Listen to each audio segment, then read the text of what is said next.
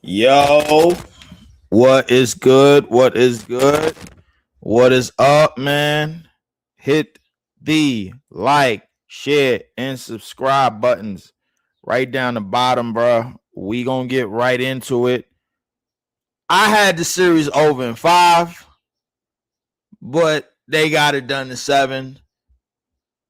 And the San Antonio Spurs, who was the team was literally made and created and produced by the NBA front office, are your new Western Conference champions, defeating the Oklahoma City Thunder in 7 games, 111-103 in Game 7 in OKC. Man, that game was different. That game was different, man. It, like a lot of people, I know a lot of people online gonna go with the it was rigged session and this, that, and the third, da da da da da. Personally, there's a lot of people out there that's trying to leak the NBA finals because a lot of other series got leaked. They got the Knicks in 5 for somehow, some way. Which is like, yo, if the NBA does this, I don't know what to do. Joey BK, what's going on, man? Shout out to my BK fan, man. Shout out to my Nets family, man. Shout out to everybody in Nets land. Shout out to everybody in that social media. Shout out to everybody, man, that support this right here. Man, that was a game, man. Despite any and everything that happened, SGA, he finished with 35 and 9, but he needed some help, and he didn't get the help that he needed. He did not get the help that he needed, man. SGA, after the game, was at the podium. He was taking his hair out. He was taking his braids out. Man, shit got hectic. Yeah, shit got hectic. The big question is, he said, facts. He had no help. I wouldn't say he had no help. He just didn't have enough.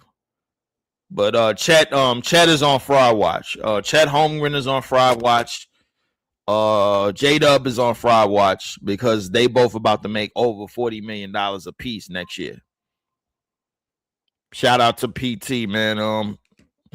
Python, man. Shout out, appreciate the like and follow, bro. And liking and sharing the video. But what I gotta say to that is this: if I'm OKC, I'm picking up the phone. I'm calling up Milwaukee, and I'm saying, yo, what do you want for Giannis? That's all I'm doing. There's nothing else to discuss here. I'm pretty sure that there are teams and there are players that is tired of this one-hit wonder shit that's going on in the NBA. And the NBA is in a parity phase right now. And we get to see a whole bunch of different teams and the different fan bases start to cheer for their one-hit wonder teams. That's what it is. Now, the most alarming part about the finale of the series, and now that the series is over, is that the NBA, they clearly cannot be trusted. They clearly cannot be trusted. They're not going to let this series, somehow, some way, they're not going to allow this series to just, throw the ball out and then let's play ball. Somehow, some way, they're going to figure out a way to drag the Knicks across the finish line. Somehow, some way. And they're going to fool people into thinking that the Knicks could actually beat this team in a 7-game series. And it's going to be disgusting when it happens. And there's a lot of people in New York that's going to be like, man, that wasn't. I'm like, yo, bro, just pay attention, bro. Just pay attention. Joey BK says, Leef, how you feel about Case and Wallace in Brooklyn? OKC can keep this core together forever. Them boys want to spread their wings and get paid. Well, I would say this. Hold on, let's because I would say this because this is probably the most important part of the show today, and I want people to understand exactly what OKC is working with and what driver's seat they sit in, because what they want to do is shed off the chunky contracts. That's what they want to do. They want to shed off. I don't know if people can see this. So Chet is up 41.2 mil next year. J Dub is up 41.2 next year. To my knowledge, if I'm thinking this the right way, they want to come off either one or both of those contracts. Now everything else is team option. I see team options. I see qualifying offers. Case and Wallace could get a qualifying offer the year after this next season. He get a qualifying offer for 10 mil. He's probably going to negotiate to get some more. Bottom line is Case and Wallace is a champion. Nikola Topic is a champion. Wiggins is a champion. The Jalen Williams, the center, is a champion. I think he's going to be staying. Isaiah Joe is a champion. The thing is that when you have a championship unit like that, and when you got players that's looking for top dollar, the first team they're looking for is the team that has the most money, which is us. Because somebody's going to be looking to rob us.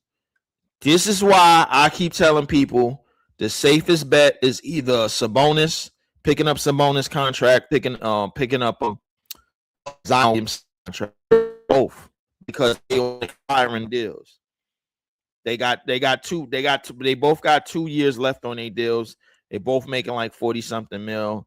You don't have to pay them nothing extreme.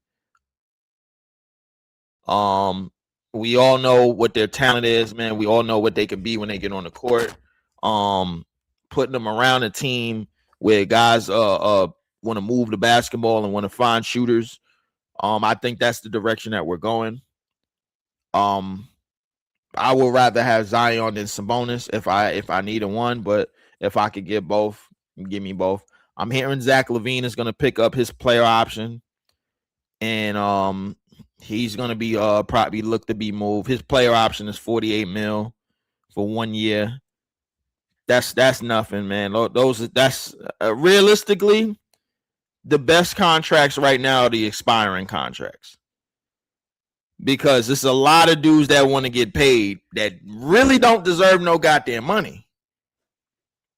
You know what I'm saying? So I mean, it is what it is. I mean, I don't know. We'll see how it all shapes out. Joey said, I like Sabonis and Zion, but BK isn't both kind of overkill. Nah, I don't think so. I think they bring different dynamics to the game, and obviously Zion wants to play the paint, in the paint. Sabonis can play in the paint, but you don't want to force it. Let me get off this page, man. Let me get off this because it's slowing my shit up. I got to get a game in PC. I ain't gonna hold you. She said getting both might be overkill. You know what? Now that I think about it, it might be overkill, man. I don't know. Maybe Zion and Zach LaVine. I'm okay with that dynamic. I'm all right with that. Zion and Zach LaVine, I'm all right with that, man. I'm cool with it. I don't really think it's gonna all it's gonna do is just free up more cap space for the season after, and then we go do the same thing again. We build up the rookies. We don't have to really trade anybody. We'll be okay. What was it? He said, what we doing with Clax? He gotta get packed up. Yes, he does. My trade package has always stood the same. Claxton, Terrence Mann, and a first. That's if the Pelicans want a first for Zion. And if the first I'm giving them is like a 2029 first or 2030 first or something like that. Give him one first and then ship Zion up out of it. You know what I'm saying? So that'll be it right there. My man Shifty Sean, he said, I understand the Zion pickup, but why LaVine? He doesn't play winning basketball. Well, LaVine, it's not that LaVine doesn't play winning basketball. It's that LaVine has never been in a winning situation outside of the Chicago situation. If you go back to when they had Caruso and Alonzo Ball, they was on their way, bro. Like then Alonzo then the injuries hit, and then DeRozan was basically by himself. That's what it was. Like the thing about players that get injured, it's not that they don't play winning basketball. It's just that they got hurt. They got hurt, bro. Like trust me, bro. Like you could like a lot of these players can be put in positions to play winning basketball. It's all about the spot that you're in. That's really what it's all about, bro. He said LaVine is going to be the placeholder, bro. Yeah, that's what it is. That's exactly what it is. Placeholder. He's a cap filler, expiring contract. That's what it is. I mean, but it's not like he can't play, bro. Like when he on. Same thing with Zion, bro. Like Zion feels a need. You need somebody that's gonna go at the Wimbies and get in that paint and then kick it up a gear. You need somebody like that. So I'm cool with that. He said if he gives you something cool, if not, who cares? Because he's on us. Exactly. Same thing with MPJ. Same thing with Mikal. Same thing with Ben Simmons. Same thing with if we get a Sabonis or a Zion. The same thing with Zach LaVine. You got to understand when you getting cap fillers and you getting dudes that's on expiring deals, that's like in a mid-20s, something like that, or like mid to late 20s, it works. You know, maybe these guys want to contribute to something and they want to be a part of something. Maybe they add back to their old ways and they can't get over their injury and their history and all of that. Things of that nature. But yeah. So the shit got somebody put something out about leaking the finals and everything, man. Somebody wants to leak the finals, this, that, and the third. My thing is this. Like we need to stop acting like this Spurs team didn't do the unthinkable in just one playoff run. They did the unthinkable. This time last year, they was a 30-win team. Probably because they wanted to be. Probably. But I don't want anybody in our fan base to think that we got a group of rookies that could just carry us back to the postseason or back to the play-in. It's not what's going to happen. It's not what's going to happen, man. It's going to take some time for us to get right, and we're going to have to do it, and we're going to have to get it the right way. But as far as the finals being leaked, the NBA, I wouldn't put it past the NBA. They they are a little bit upset about what happened last year. OKC versus Indiana. It felt like the BCS championship game. I'm definitely not reading that. It's the NBA. We know the NBA is in hunt for money, and the Knickerbombers are going to be used to fill that money void. You know what I'm saying? So I will know exactly if that script is in. Yeah, I would know exactly if that script is for real by just looking at the first 5 to 6 minutes of the game. Because the thing that you look for when you watching today's NBA is body language. You just like, somebody got paid off. If you don't see the Spurs guards and the Spurs wings going for the going for second effort opportunities and things that they went for in the previous series against a team, against one of the best hustle teams and one of the best defensive teams that we ever seen, then you know it's fixed. If you see Wemby shots start rimming out all of a something, bruh, you know it's fixed. If you see De'Aaron Fox starts and Fox and Castle and all these dudes start turning the ball over into a weaker defense, bro, like you know it's fixed. You know what I'm saying? So just keep your eyes on the referees. Keep your eyes on the Spurs the Spurs body language in terms of the effort plays and the defense that they play. Keep your eyes on a lot of that stuff, bro. Because the NBA will try to finesse your mind. Don't allow the NBA to finesse y'all. That's what all I ask.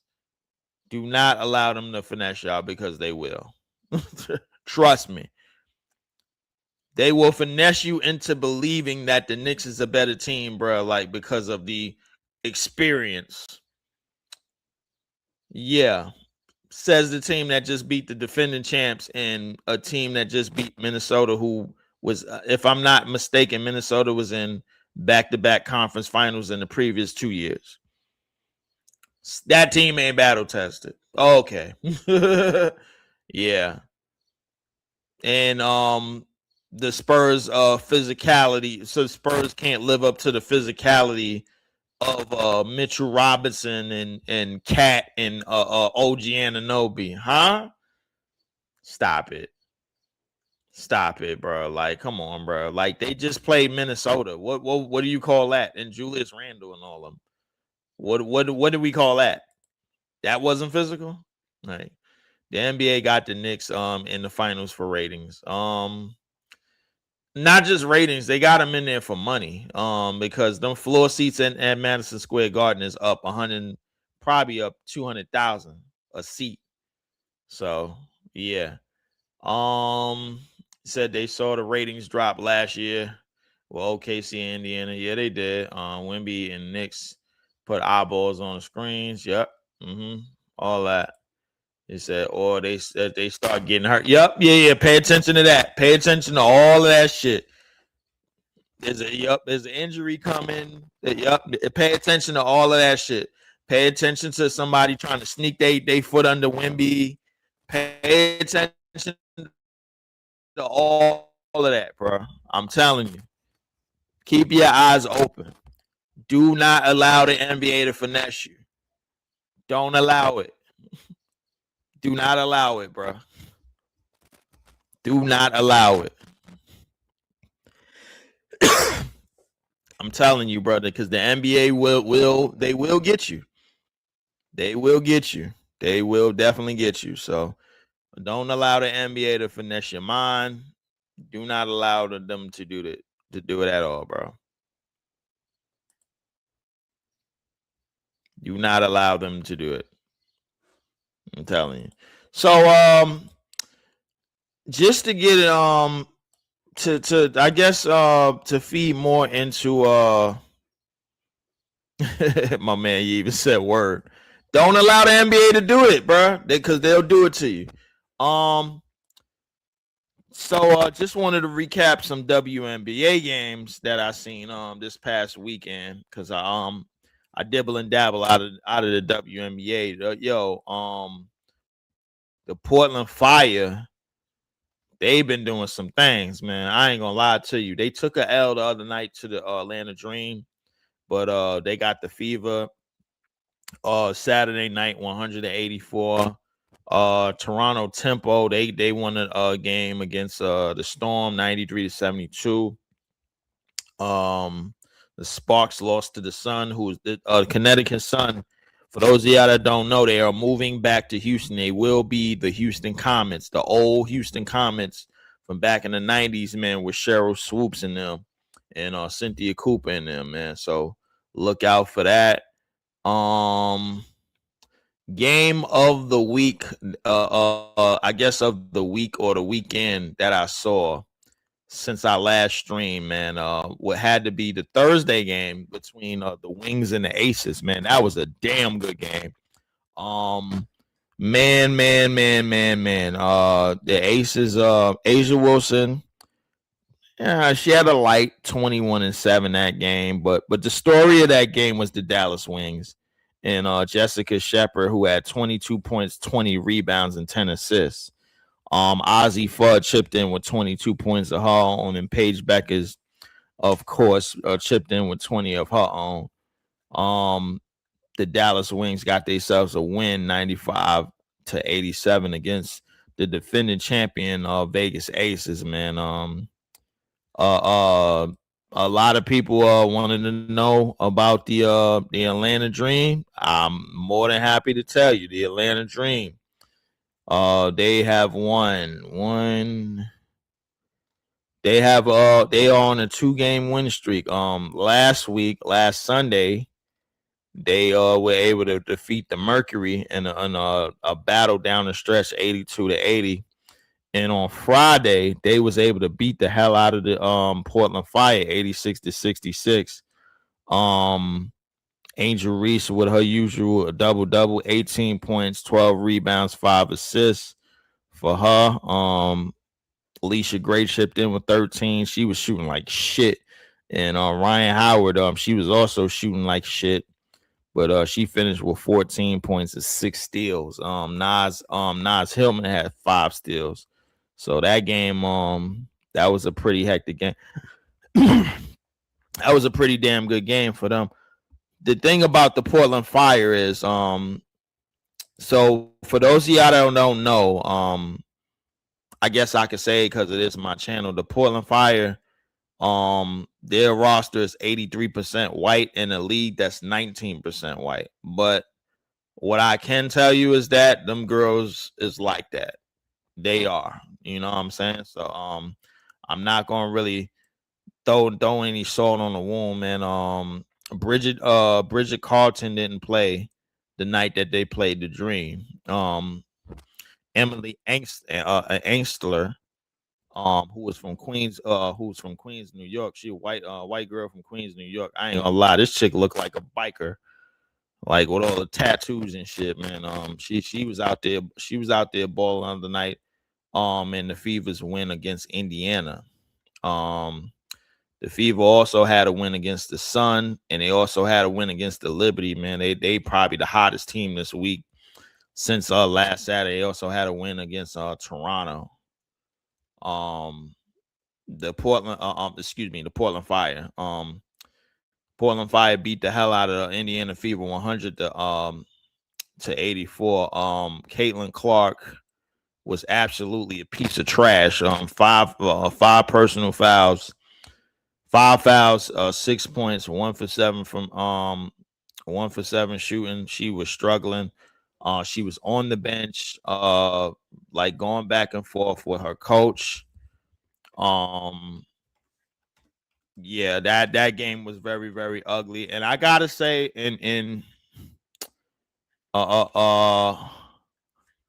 I I have to really, really, really, really put it out there because the coach of the Fever, the coach of the Indiana Fever, I'm trying to I'm drawing a blank on her name. Um, she was arguing on the bench with her, and it got hectic. It got hectic, man. Caitlin Clark, Stephanie White, Coach Stephanie White was arguing on the bench with Caitlin Clark, and it got hectic on the bench that night. It was a lot of back and forth. It was a lot of bantering. It was a very intense exchange between the two. It was not good. It was not good. I don't know what coach shows up to the game with a leather jacket on. I don't even know if that's a thing, but Stephanie White is she's not getting too much of the boat. But I will say this about Caitlin Clark, bro. Like, for those of y'all that pay attention to the WNBA for real, those girls in the WNBA are not bending the knee to Caitlin Clark at all. They think that and they, along with me, and these are my words, I think that Caitlin Clark, the WNBA, they might need to pivot off of Caitlin Clark and pivot off of Caitlin Clark quick. Cause this milk white toast experiment that they thought was going to make them a lot of money is not. It's making them a good amount of money, but the problem is that they've been able to fool Middle America into believing that Caitlin Clark was going to be the next great thing, the next big thing, or the basically the Larry Bird. They fooled people into thinking that Caitlin Clark was going to be the Larry Bird of this league, of the WNBA. So far, she has been the Bob Backlund of the WNBA. It's just not good, man. Raven Johnson came in and fouled out. Poor Raven. Yeah, man. I don't really think it's good at all. I think the WNBA and a lot of other teams are starting to figure out the mold when they play against the Indiana Fever, and the game plan is make Caitlin Clark guard, make her play defense, make her move, force her into bad situations, force her into bad passes, slow her down on transition. You know what I'm saying? Said my man Joey said Clark not in the eight. She said you saw Caitlin on the sideline arguing with her coach and Kelsey. Yeah, we all seen it. We all seen it. We all seen her arguing with Stephanie White. Clark, not even the best player on the team. It's Kelsey clears. A lot of people definitely believe that because Aaliyah Boston is was supposed to be the honcho of the team. She's not. She's been ineffective, man. It's a lot of things going on with that team, and I don't think the WNBA could get away with trying to backpack Caitlin Clark anymore. And this experiment has kind of run its course almost quickly, almost real quickly, man. They to me, in my personal opinion, I think they got to come up off. They got to pivot up off her. And I'm talking about the WNBA. They got to pivot up off her quick. Because I don't think that they're like Paige Beckers. For a lot of people that don't know, Paige Beckers, this was supposed to be her era. That injury had derailed her, and she sat out for a year and a day.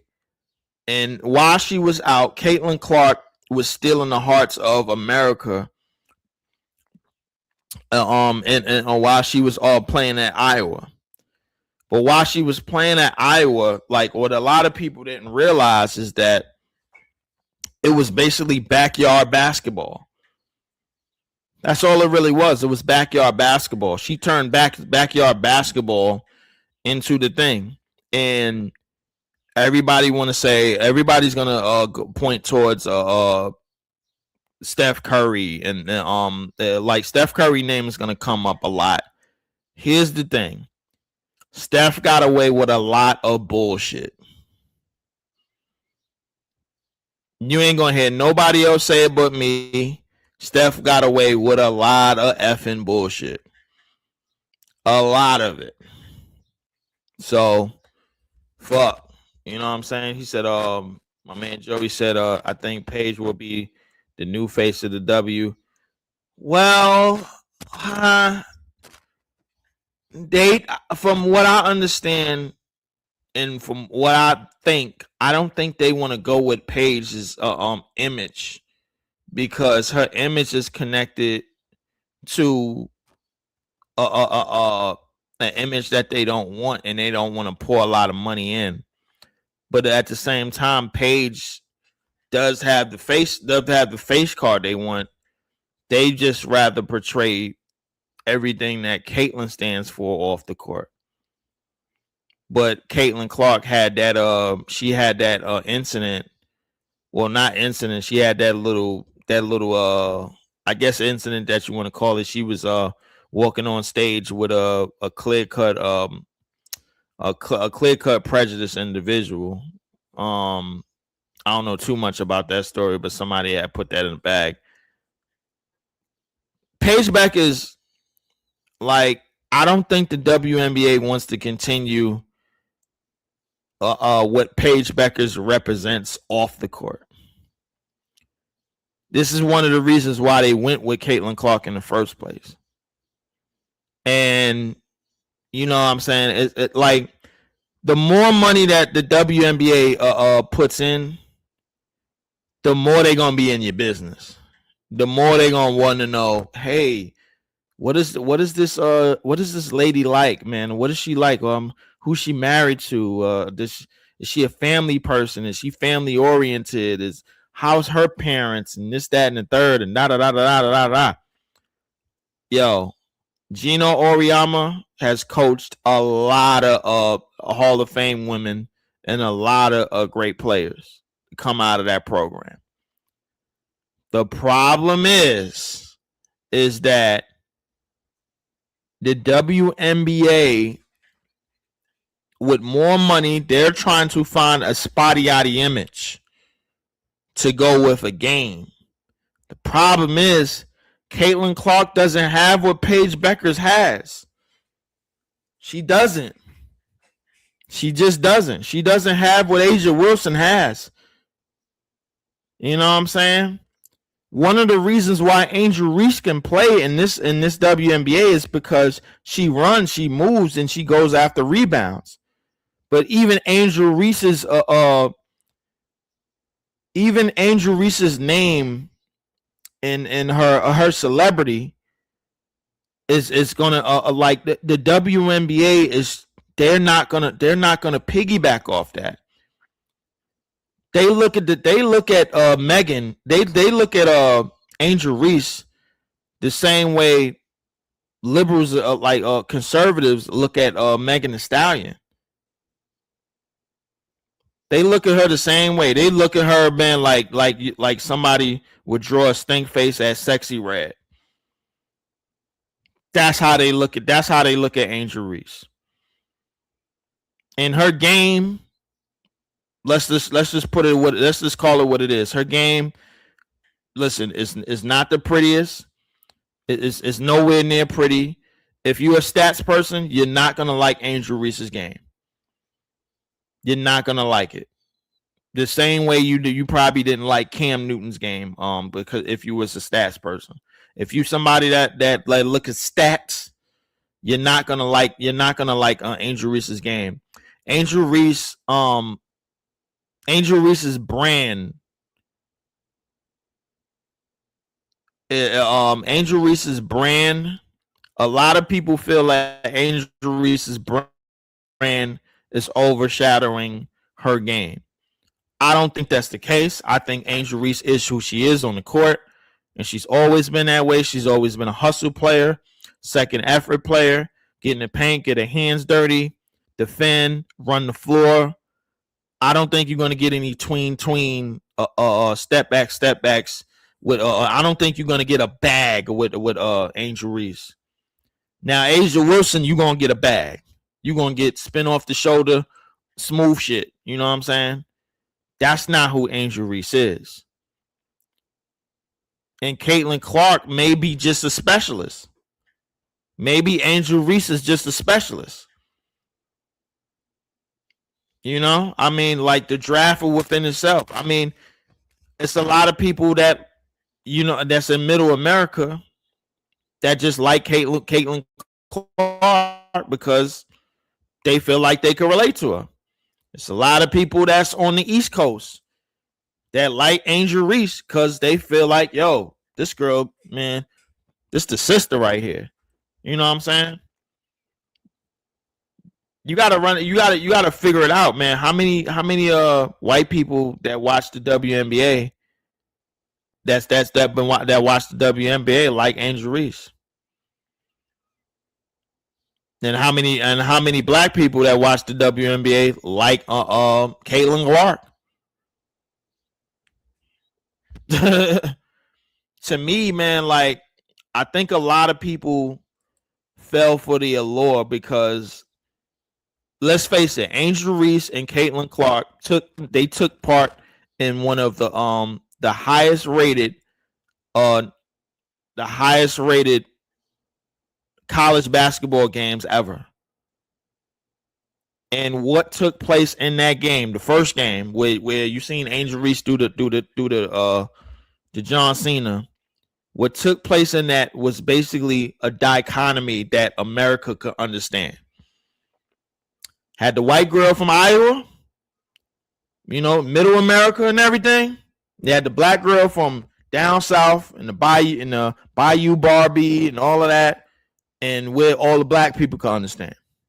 It's a dichotomy that people could really, really understand. It's easy. It's something like a lot of people almost looked at it as Magic and Bird. A lot of people looked at it the same way they looked at Magic and Bird. Scrub Z, man, what's going on, man? Shout out to my brother Scrub Zero, man. Make sure y'all go subscribe. YouTube.com/@Scrub01. I always stream with my guy Scrub Z, man. I'm trying to get some streaming with him tonight, man. Yeah. By the way, Scrub, yeah, hit me up, man. Let me know if you're doing something. You going live tonight, man. I'll do the collab. But it's a dichotomy that people could understand. It's one of the reasons why I kind of took a step back last year with the Angel Reese with the WNBA as a whole, with the WNBA as a whole. It's because I feel like people since and before that game, and shout out to my man HDTV.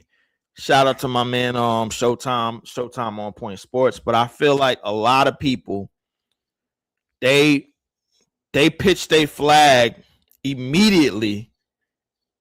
It's a lot of black people that pitched their flag immediately to Angel Reese simply because she was a black girl. And it's a lot of people that pitched their flag to Caitlin Clark. And a lot of people in middle America that pitched their flag to Caitlin Clark simply because she was a white girl smacking threes. It was a simple dichotomy. It was a simple thing for America to get in. That's what it was, bro. I mean, and a lot of people, you know, you're right. A lot of people are just sensitive. And I think we got to come to the conclusion of, you know, who's who on the basketball court. Caitlin Clark may just be a specialist. That's it. But what the WNBA figured is that because of her a specialist ability, they thought they can turn it into what the NBA turned Steph Curry into. That's what they thought. That's what they thought. That's what they thought. But they found out that Steph Curry has a little bit more than Caitlin Clark. That's what they found out. Caitlin Clark,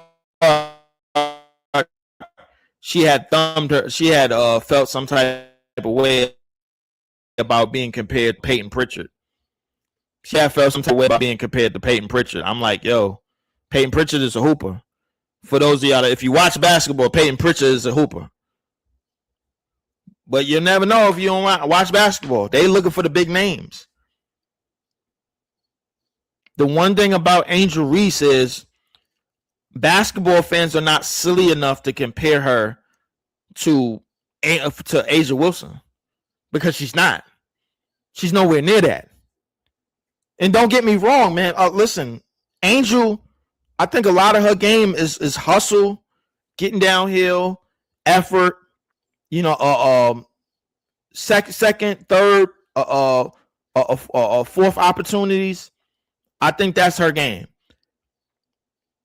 A lot of what you see on the stat sheet is not going to impress you about Angel Reese. But if you watch her, and if you watch her hustle, and if you watch her go for rebounds, and if you watch her go into the trenches and battle, then that's going to impress you. If you're a fan of that, then that's going to impress you. If you're a fan of stats, then nothing Angel Reese is going to impress you. Nothing. You know what I'm saying? So got a lot of comments on this, man. I'm gonna start, man. He said, my man Joey BK says, I can agree. Say, yeah, Paige lives an alternative lifestyle. He said, politically correctly speaking, Angel Reese not even popular for her game. She popular for all that off court ish she do. It's kind of a sad truth, yeah. True, but Angel is perfect for the Atlanta market. Yes, she is. She is. It was a genius on and off the court move. Said what up, Leaf. Money Mike says, I know mad black people that never watch the WNBA, but they love Reese. Yeah, absolutely. Man, my mama fell in love with Angel Reese. Said, oh, look at that girl. Look at that tall black girl. So people are just sensitive, can't have an honest conversation about CC. And that's what it is, Big Dog, man. Like, for real, man. Shout out to Big Dog Sports. Said they can't handle their emotions, so they hide behind race to make emotional takes. Nothing to do with basketball. That's really what it is, man. Said name brand recognition. Said finally someone being honest in YouTube streets. Appreciate it, man. I like, and that's all I try to be, man, because like I'm isolated up here when I do these shows by myself, man. So it is what it. Angel Reese is a female Dennis Rodman. I get what you're saying, but I don't. I think Dennis Rodman, the Pistons version of Dennis Rodman was different. I would look at Angel Reese more like a damn, who was a great rebounder, but like. Shit. Damn. I don't know who I could compare Angel Reese to. Said, okay, I appreciate your honesty. Logic over emotional nonsense. Hey, appreciate it, Big Dog, man. Scrub Z, my man Scrub Z says, oh shit. I love AR. I don't need her to be A'ja Wilson or CP3. I just need her to master her strengths because she's has a great talent for defensive rebounding, and plus she's not bad at getting points for real. No, she really ain't. I mean, I think she can win a possession. She knows how to win a possession. He said, "Yo, the comparison for Angel Reese, Joakim Noah. I think I probably would have to agree with that. Yeah, I think so too." I'm laughing, man, because I already know, bro. But yeah, I think Joakim Noah is the best comparison to yeah. Joakim Noah. Shout out to Joakim Noah, bro. Joakim Noah, bro, wasn't like in Chicago. He was a defensive player of the year. good defensive player, a good rebounder, good hustle player for that time. I don't think there's any Joakim Noah was in the league today. Well, and it's Angel Reese is in the WNBA, but no, he wasn't a bum. No, he wasn't. He had awkward mechanics, but he wasn't a bum. He wasn't a bum at all, but I think he had awkward mechanics though. But shout out to Joakim Noah, man. He was the defensive player of the year in the NBA. They don't just give those out. You know what I'm saying? So shout out to him. But said Joakim Noah was a solid player on the Bulls. Fun to watch. I don't know if he was fun to watch, but he definitely. I get what y'all saying. Serena Williams returns to tennis. You got to be kidding me. Yeah, I'm not. Nah, that shit just popped up on my phone. But I think what we got to come to the conclusion about what CC and Angel Reese in their draft as a whole, because I was talking about it. Is that their skill sets is their skill sets. But it's up to people, but it's up to them, their team, and everybody around them to put their skill sets and be like, okay, yo, boom. That's what it is. You know what I'm saying? All right, yo, let's put CC in a situation where, okay, you know, I'll be honest with you, and I know I'm gonna raise a lot of shit for this. When the WNBA moves off of CC, and I'm talking in this the moves off of Caitlin Clark as being a quote unquote face, when they finally realize that she's not that and she's able to breathe and just play back and just be the specialist that she's supposed to be, I wouldn't mind seeing Caitlin Clark and Angel Reese on the same team together. I might be evil as hell for that. But I wouldn't mind it. You know what I'm saying? I wouldn't mind it because for toxic reasons. It's gonna be fun seeing the all out Angel Reese fans and the all out Caitlin Clark fans just start going back and forth. You know what I'm saying? He said, yeah, I'm just sick of the emotional attachment people have to these women. Judge them on the court. What they do outside the court is their biz. Yeah. You know what, but actually, Big Dog, I think the thing is that you talk about the emotional attachment. I think the emotional attachment to them is on the court. Because the second that they're critiqued, people feel like they have to go to bat for them. And I think that's where the emotional shit comes in. People feel like they have to go. It's people that feel like they have to go to bat for Angel Reese. It's people that feel like they have to go to bat for Caitlin Clark. They have to protect her. I've seen there's being a Caitlin Clark fan, there's being an Angel Reese fan, there's being an Angel Reese protector, and there's being a Caitlin Clark protector. And there's because when you're a protector, it's a lot of people that would see Angel Reese, hear about Angel Reese, like bad quote, like somebody talking bad about Angel Reese after she clearly had a game that was like not good or whatever. They will protect her at all costs. The same thing with Caitlin Clark. And so now, what's happening since that national championship game? Now you have a collision. Bro. Like, because now people are gonna figure out a way. Yo, protect this girl at all costs.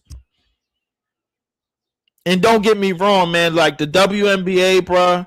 Listen, as opposed of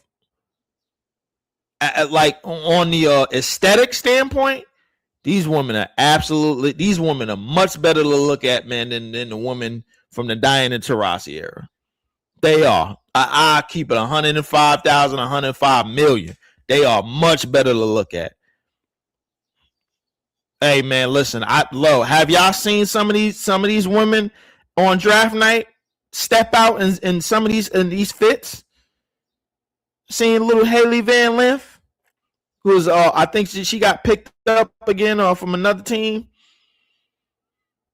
Like, bro, we seen some of these women step out, man. These women is like that. Asia is like that. She like Bam got her for a reason. You know what I'm saying? He did like, and we feel like, and I get to the point where the NBA been pissing us off for so much that we feel like we got to navigate to something that makes us feel better. And I ain't gonna lie, bro. Like a lot of these women just naturally make us feel better. It is what it is. It is what it is. He said the 2024 draft was a draft or get in where you fit in type players. I could agree with that. I could definitely agree with that. Big Dog said, I'm searching for someone that can have an honest conversation. I don't even want to have a conversation. I just want like say my piece about it, man, because I think we could look at truths and partial truths and untruths and unbiased truths and just step away from that. You know what I'm saying? And I can be biased. On the NBA, I could be biased for sure. I'm definitely biased when it comes to NBA, for sure. For sure. I think that then I told for people that have followed my channel, I'm not gonna lie. I'm the type of person for the last 20 something years, while I'm watching the NBA game, while it's on commercial, I go watch Forensic Files and go watch Law and Order and FBI Files and shit like that, and then go right back to the NBA game and then try to figure out why and how some shit took place and how some shit is taking place. I watch the NBA so much, bro. I know for a fact there's a pattern going on. So when I tell people 300 days before it happens, I have told people in the beginning of the season that the Chicago Bulls was getting a top 5 pick before the Brooklyn Nets. I have said that. And I was called a conspiracy theorist for it. And what happened? The Chicago Bulls got a top 5 pick before the Brooklyn Nets. So call me crazy. Call me crazy. It's not a bias against the Knicks, bro. It's a bias. It is a wake up against the Knicks fan base. That's what it is. I don't think y'all fan base deserve nothing. You deserve nothing. That's what it is. It's not a bias against the Knicks. It's a bias against the fan base. They don't deserve nothing. And I don't think, and the NBA would be silly if they allowed the Knicks to get out of this series scot-free. So that's why I told people, look for all of the bullshit. Look for all of the signs. Look for San Antonio. Look for somebody to tap Wemby on the shoulder and say, hey, we need you to lighten up tonight. Look for somebody to tap Dylan Harper on the shoulder and be like, hey, nah, you're not playing tonight. We need you to go back to the locker room, this, that, and the third. Look for that. Look for somebody to put their foot under Wemby before landing. Look for Wemby to get an elbow in his back and shit. Look for that. Look for it.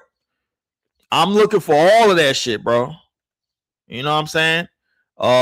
He said CC's ego would never allow it, but the fan bases would crash out every day.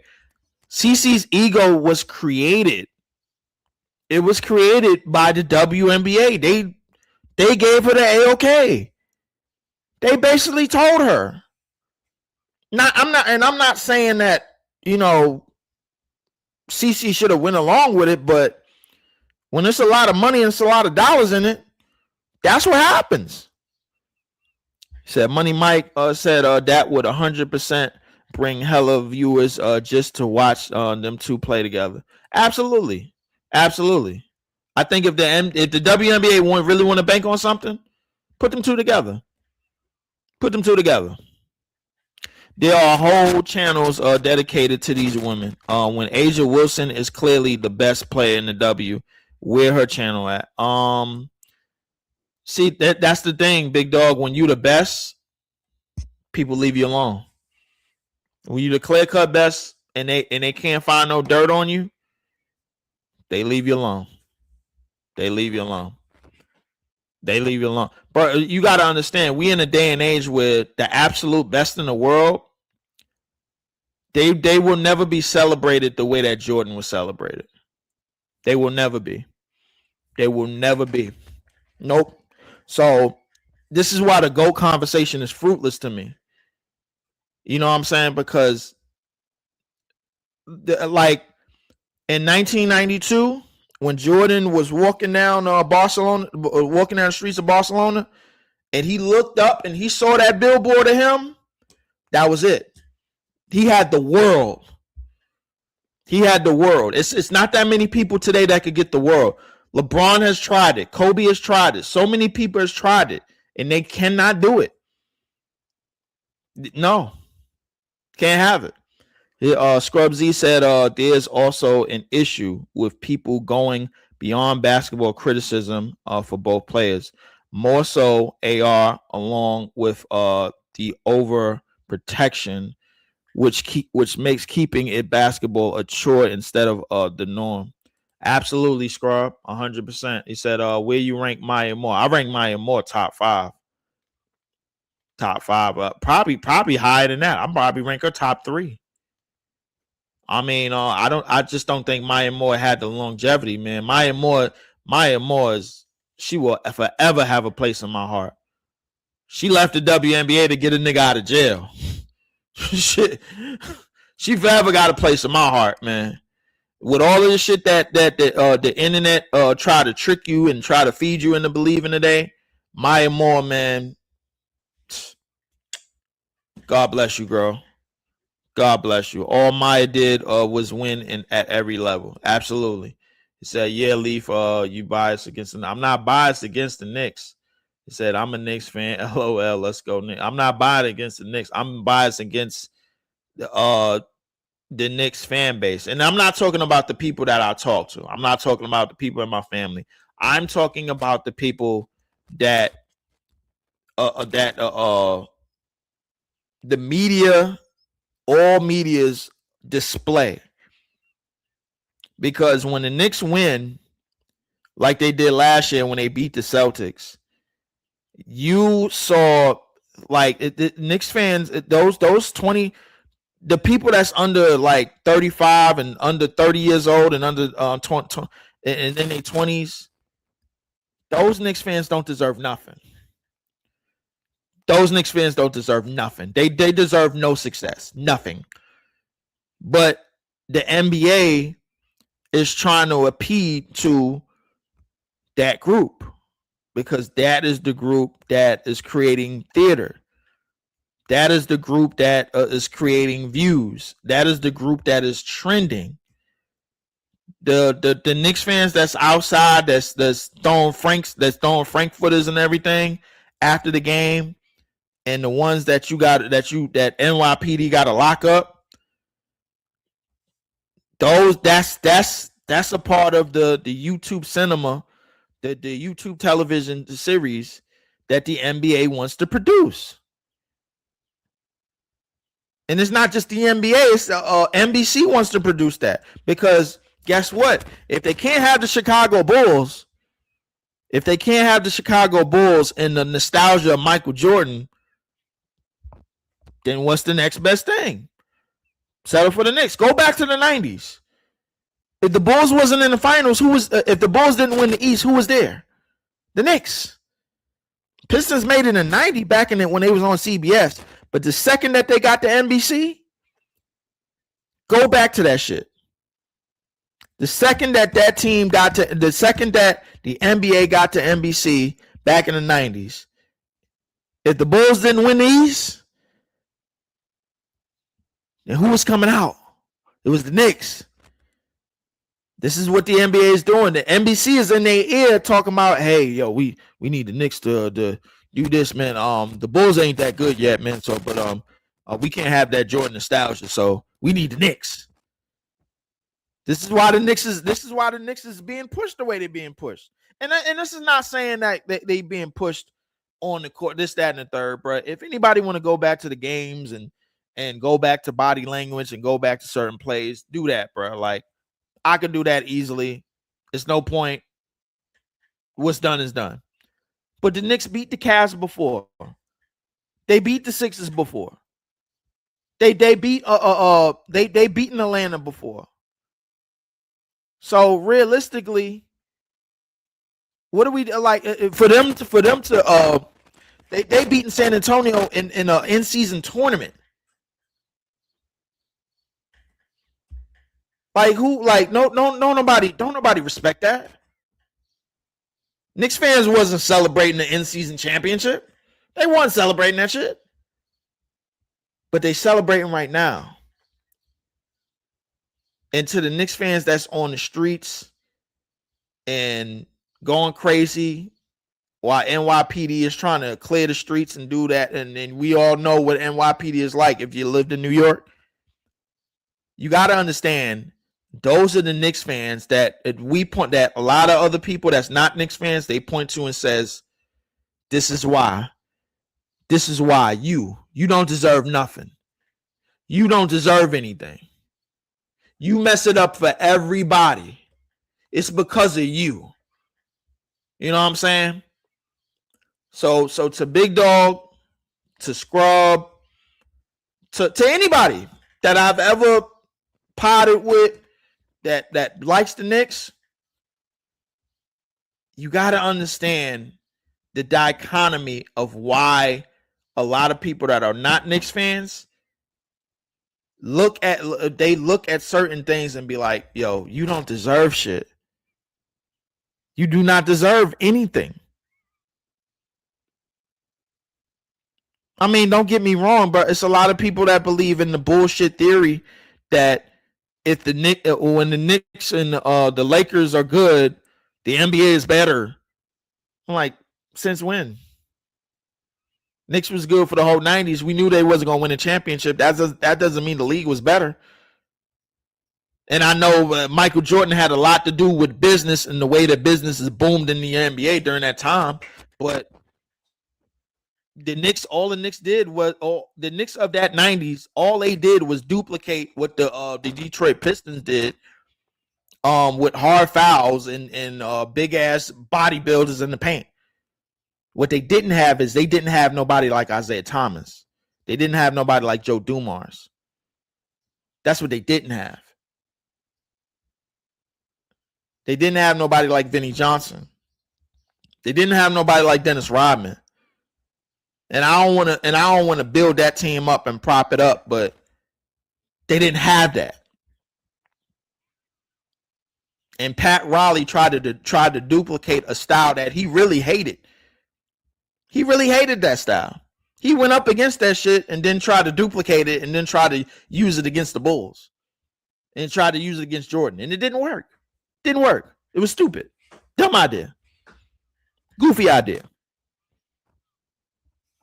But if you're trying to tell me, just staying to basketball, that Brunson is going to go up against Fox, Castle, and Harper and going to live to talk about it, that Karl Anthony Towns is going to continue to go downhill and attack Wemby and attack the Spurs defense. And oh my God. And OG Anunoby is just going to turn into the second coming of Kawhi. The only way it can happen is if the Spurs get tapped on the shoulder and be like, hey, we kind of need the Knicks to win this. We need some money. Can you help us out? That's the only way it's going to happen. Knicks ain't going to win this series straight up. It's not throw the ball out and then be like, they're not going to do that. I'm telling you what's going to happen before it happens. I'm telling you what to look out for. So when these things take place, I need you to come back to this video. I need all of you to come back to this video and be like, damn, yo, how does Sling and Leaf knew that? Have my homie, my Nets homie, man, big fan Breezy. He said, yo, how'd you know the Bulls was gonna get a top 5 pick? Because I know the league. And I know how they think. Adam Silver, bro, is an idiot. I learned all of this from paying attention to what David Stern did. And all this and all the bullshit he used to pull. I learned it from him. And you learn it by looking at documentaries and looking at certain stuff and pinpointing all of these patterns together. Yes, it is a pattern recognition. Absolutely. But the thing about pattern recognition is when you watch something for so long, you realize the same bad teams lose games the same way. The same bottom 10 teams in the last 20 to 25 to 30 years, when they up in the fourth quarter, they blow leads the same way. And the same top 5 teams, they all win games at the same way in the last 30 years. It's always some random ass 8-0 run in less than a minute. There's always some random ass free throws in the third quarter.